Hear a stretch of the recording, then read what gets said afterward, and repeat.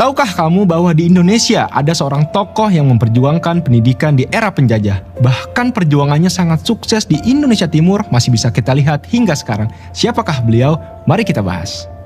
Beliau adalah Al-Habib Idrus bin Salim Al-Jufri, sosok habaib yang sangat dikenal di wilayah Indonesia Timur. Beliau lahir di kota Taris, sebuah kota kecil di dekat kota Seun, Hadramaut pada tahun 1891 Masehi. Sejak dini, beliau dididik langsung oleh ayahandanya yaitu Al-Habib Salim bin Alwi Al-Jufri, seorang mufti dan qadhi di kota Taris. Di bawah bimbingan sang ayah, Habib Idrus tumbuh menjadi pribadi yang alim dan pakar dari berbagai cabang ilmu. Hingga di tahun 1916 Masehi, di usia 25 tahun, ayahandanya wafat dan Habib Idrus menggantikan posisi ayahanda sebagai mufti dan qadhi di kota Taris. Perjuangan Habib Idrus bin Salim Al-Jufri tak kalah masih di Hadramaut tidaklah mudah. Di saat itu Hadramaut masih berada di dalam jajahan Inggris. Maka Habib Idrus bersama Habib Abdurrahman bin Ubaidillah As-Saggaf memutuskan untuk berangkat ke Mesir guna memberitakan kekejaman Inggris. Akan tetapi langkahnya terhalang saat hendak menaiki kapal di pelabuhan Aden. Beliau berdua ditangkap dan seluruh dokumen yang dibawa dirampas. Beliau berdua pun dilarang keluar dari negara Arab manapun. Habib Abdurrahman bin Ubaidillah As-Saggaf tetap di Hadramaut hingga akhir usia beliau. Akan tetapi Habib Idrus Al-Jufri memutuskan untuk hijrah ke Indonesia. Apakah di Indonesia Habib Idrus tetap berjuang menentang penjajah? Bagaimana kisah beliau saat tinggal di Indonesia? Pada tahun 1925, Habib Idrus tiba di Tanah Jawa. Beberapa kota di Jawa beliau singgahi, seperti Pekalongan dan Jombang. Tatkala para tokoh Alawiyin mendengar kabar Habib Idrus tinggal di Jombang, maka mereka meminta kepada Habib Idrus untuk mengajar di kota Solo, yang kala itu baru didirikan sebuah madrasah Ar-Rabithah Al-Alawiyah di kota Solo pada tahun 1928.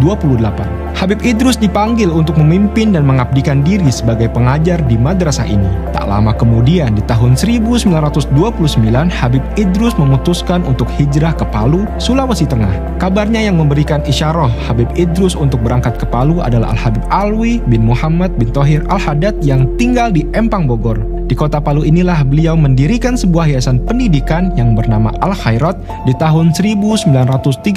Sejak awal berdirinya Al-Khairat, manajemen operasional dan keuangan di Al-Khairat sepenuhnya ditanggung oleh Habib Idrus. Tak hanya itu, siswa yang belajar di Al-Khairat digratiskan. Di saat itulah beliau menjalani dua profesi sekaligus, yaitu sebagai pengajar dan juga pengusaha guna menopang kebutuhan madrasah Al-Khairat di kala itu. 3 tahun berselang, pada tahun 1933 Masehi, pemerintah kolonial Belanda mengeluarkan peraturan yang mewajibkan siswa Al-Khairat membayar pajak kepada kolonial Belanda. Hal ini menyurut tekad juang siswa yang kala itu sudah berjumlah ratusan dengan berdemonstrasi di kantor pajak milik pemerintah kolonial. Dengan hal demikian, pemerintah kolonial mencabut peraturan tersebut. Tak berselang lama, pada 8 Desember 1941 pecah Perang Pasifik dan membuat Indonesia kembali terjajah dengan pendudukan tentara Jepang di tanah air. Dan di tahun 1942, Jepang menduduki kota Palu serta menutup madrasah Al-Khairat. Mensiasati hal ini, Habib Idrus dengan kesungguhan hati dan tekad kuat sebagai pendidik sejati tetap mengadakan proses belajar mengajar, akan tetapi secara rahasia. Proses belajar dilakukan di pedalaman yang berjarak 1,5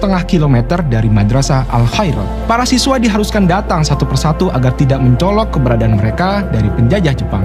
Tak hanya itu, selama larangan ini, proses belajar mengajar dilakukan pada malam hari dan ini berlangsung selama 3,5 tahun, hingga kalahnya Jepang dari sekutu. Pada akhirnya Al-Khairat dibuka kembali 5 bulan setelah kemerdekaan Indonesia diproklamirkan, yaitu pada 17 Desember 1945. Hingga sekarang, madrasah Al-Khairat masih tetap ada dan berkembang sangat pesat di wilayah Indonesia Timur. Tak hanya di kota Palu, Madrasah Al-Khairat memiliki cabang di wilayah Indonesia Timur. Sebagaimana yang dilihat dari hasil Muktamar Al-Khairat ke-7 pada tahun 1996. Tercatat Al-Khairat memiliki 1.268 madrasah dan 21 pondok pesantren yang tersebar di Kalimantan, Sulawesi, Maluku, dan Papua. Dengan cepat masyarakat kota Palu mengenal sosok Habib Idrus, bahkan banyak masyarakat memanggil beliau dengan panggilan Guru Tua. Dan pada tanggal 12 Syawal 1389 Hijriah Hijriah, tak lama setelah kebahagiaan Hari Raya Idul Fitri, Habib Idrus menghembuskan nafas terakhirnya pada pukul 2.40 pagi yang bertepatan pada 22 Desember 1969 Masehi setelah 39 tahun berjuang dan mengabdikan dirinya untuk pendidikan di Indonesia Timur. Atas jasa Habib Idrus tersebut, pemerintah memberikan nama bandara di Kota Palu dengan nama beliau yaitu Sayyid Idrus Salim Al-Jufri. Masih ada yang ingin kamu ketahui? Komen di bawah, dan jika merasa video ini bermanfaat, yuk di-share.